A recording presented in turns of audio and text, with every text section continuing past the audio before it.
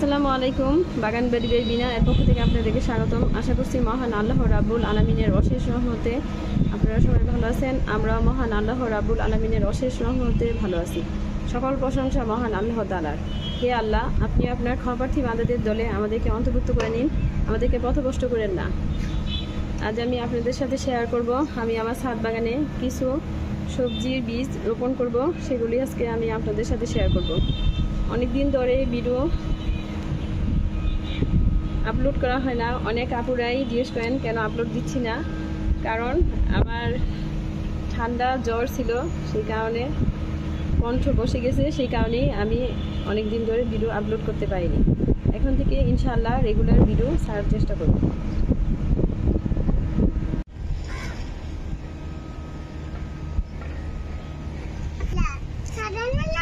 দেখুন আমার অ্যালোভেরা গাছগুলো কত সুন্দর হয়েছে, কিন্তু একটু শীত পড়ে গেছে। ছোট ছোট তেলের কন্টেনারের ভিতরে এই অ্যালোভেরা গাছগুলো আমি লাগিয়েছি। দেখুন এখানে কিন্তু একটা বড়ির চারা উঠছে, আবার অ্যালোভেরা গাছও আছে, এখানেও আছে। মাশাআল্লাহ, আলহামদুলিল্লাহ, মহান আল্লাহ রাব্বুল আলামিনের অশেষ অশেষ অশেষ রহমত। আবার দেখুন এখানে কিন্তু চারা উঠছে। এই চারাগুলো কিন্তু আমি যদি অন্য জায়গায় লাগিয়ে দিই তাহলে কিন্তু অনেক সুন্দর হবে। এই যে এখানে কিন্তু দুইটা, এখানে একটা, এখানে তিনটা দেখা যাচ্ছে, এখানে একটা, তারপরে এখানেও আছে। দেখুন কত সুন্দর হয়েছে এটা। এখানে কিন্তু অনেকগুলো চারা উঠছে, একটা গাছ থেকে তিনটা চারা উঠছে। আবার এটা হয়নি, এটা হবে না বাবা।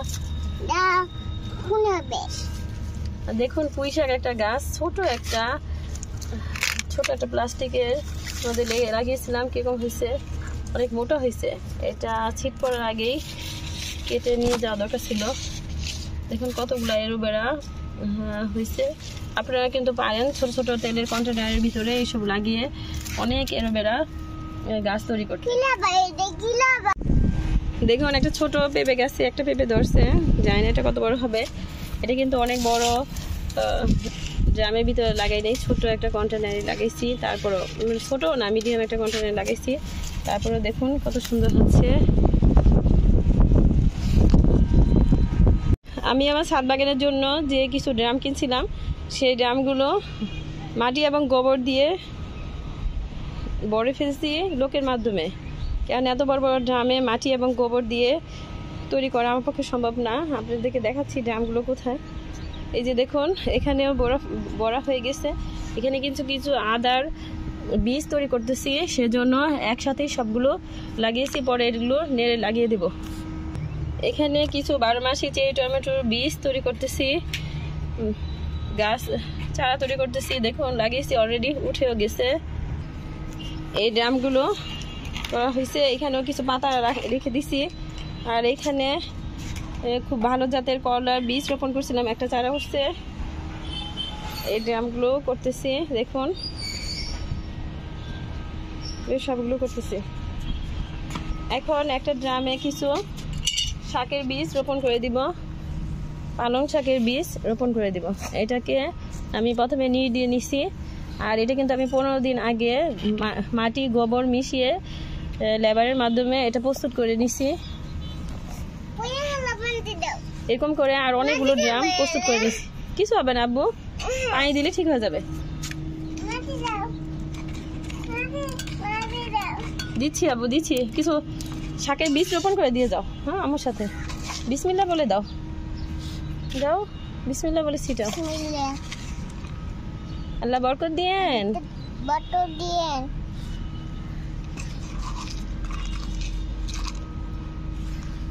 এভাবে ছিটিয়ে দিলাম। এগুলো আমি ভিজিয়ে রাখিনি, তারপরেও দেখি কেমন উঠে।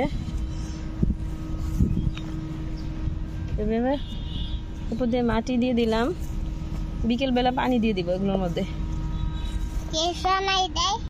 এখানে কিছু লাউয়ের বীজ রোপণ করে দিব।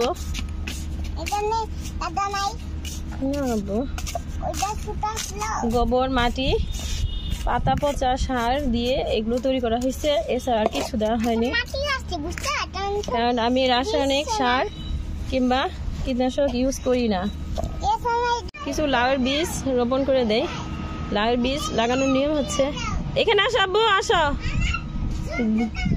এটা নিচে দিতে হবে আর এটা উপরে দিতে হবে। বিসমিল্লাহির রহমানির রহিম। আচ্ছা আব্বু আসতেছি, তুমি এটা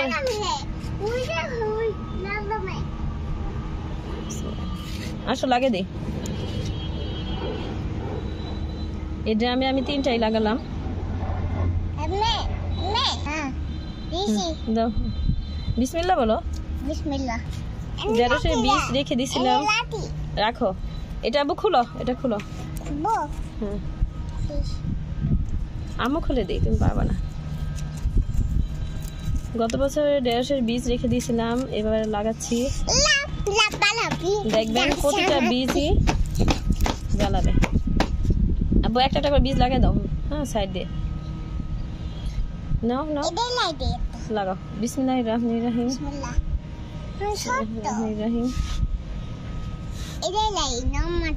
ঢেঁড়স গাছের গোড়ায় কিন্তু অত মাটি লাগে না, তাই আমি বেশি করে গাছগুলো লাগিয়ে দিচ্ছি।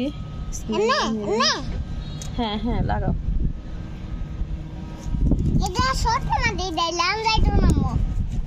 লাগানো যাবে না বলো, লাগানো যাবে। হ্যাঁ বিসমিল্লাহির রহমানির রহিম। এখানে লাগালাম, আরেকটা ড্রামের ভিতরে লাগিয়ে দিচ্ছি কিছু। দেখবেন যে প্রত্যেকটা চারাই কিন্তু জ্বালাবে, আর নিজে হাতে তৈরি করে বীজ তো সবগুলো চারাই জ্বালাবে। কয়েকদিন পরে আপনাদেরকে দেখাবো যে কি পরিমাণ চারা জ্বালালো। এখানে আরেকটা ড্রাম, এটাকে নিয়ে দিয়ে এখানেও কিছু লাগিয়ে দেই।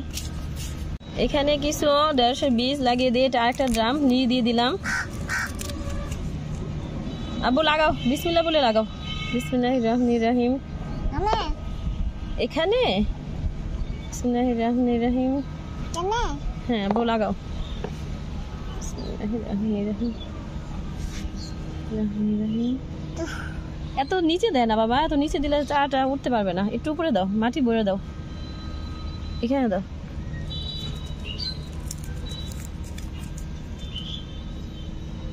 বিসমিল্লাহির রহমানির রহিম।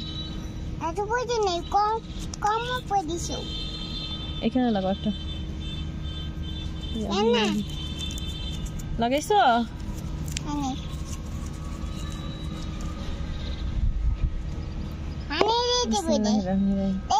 বিকেলে পানি দিয়ে যাবো আমরা। হ্যাঁ এখানে একটা করলার চারা লাগাইছি, এটা কিন্তু খুব ভালো জাতের চারা, এটা অনেক সুন্দর হয়েছে। এটাকে আমি একটা নিয়ে দিয়ে দিই।